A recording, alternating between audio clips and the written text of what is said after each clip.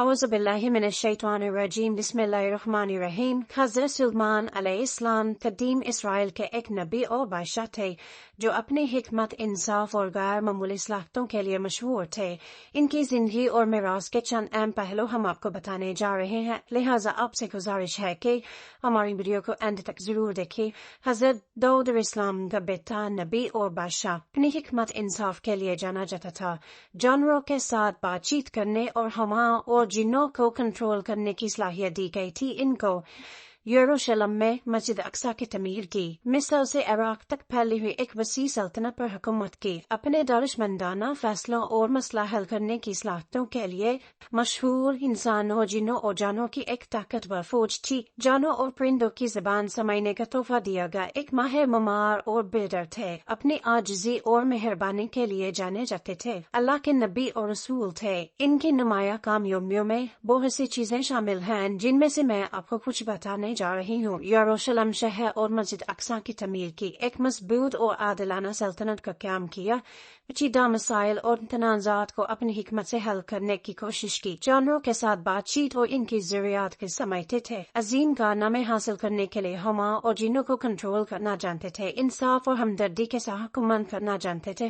حضرت سلیمان علیہ السلام کو اسلام میں سب سے اہم پیغمبروں میں سے ایک سمجھا جاتا تھا، اور ان کی میراث آج تک لوگوں کو تحریک اور رہنمائی فراہم کرتی ہے۔ ایسے تو ان کی زندگی کے بہت سے قصے ہیں، لیکن چند جو میں آپ کی خدمت میں پیش کرنے جا رہی ہوں۔ حضرت داؤد علیہ السلام کے بیٹے حضرت سلیمان علیہ السلام قدیم اسرائیل کے نبی اور بادشاہ تھے۔ وہ اپنی حکمت، انصاف اور غیر معمولی صلاحیت کے لیے جانا جاتے تھے۔ ایک دن چیونٹیوں کا ایک گروہ ان کے پاس آیا۔ اس کی مدد کے لیے انسانوں کی ایک بڑی فوج ایک طاقتور بادشاہ کی قیادت میں ان کی کالونی کی طرف بڑھ رہی تھی۔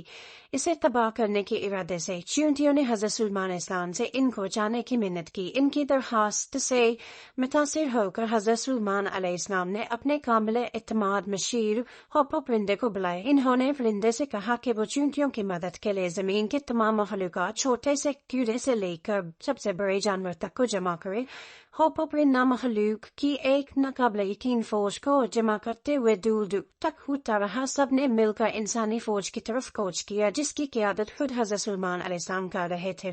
جیسے ہی وہ قریب پہنچے، انسان اپنے سامنے موجود مخلوقات کی سراسر تعداد اور تنوع سے حیران رہ گئے۔ حضرت سلیمان علیہ السلام نے انسانی بادشاہ کو مخاطب کرتے ہوئے خبردار کیا اور وہ پیچھے ہٹ جانے کو کہا اور چیونٹیوں کی کالونی کو چھوڑ دے، لیکن بادشاہ نے ایک نبی اور اس کے جانوروں کی فوج کے خیال کا مذاق اڑاتے ہی انکار کر دیا۔ بے خوف ہو کر حضرت سلیمان علیہ السلام نے مخلوق کو اپنی منفرد صلاحیتوں کا مظاہرہ کرنے کا حکم دیا۔ چیونٹیوں نے ایک وسیع ناقابل تسخیر ڈال بنائی، جبکہ فرندوں نے اپنے پروں سے آسمان کو سیاہ کر دیا۔ میدان اور جنگل کے درندے انسانی فوج کو مغلوب کرتے ہوئے آگے بڑھے۔ انسانی بادشاہ نے اپنی غلطی کا احساس کرتے ہوئے ہتھیار ڈال دیے اور رحم کی بھیک مانگی۔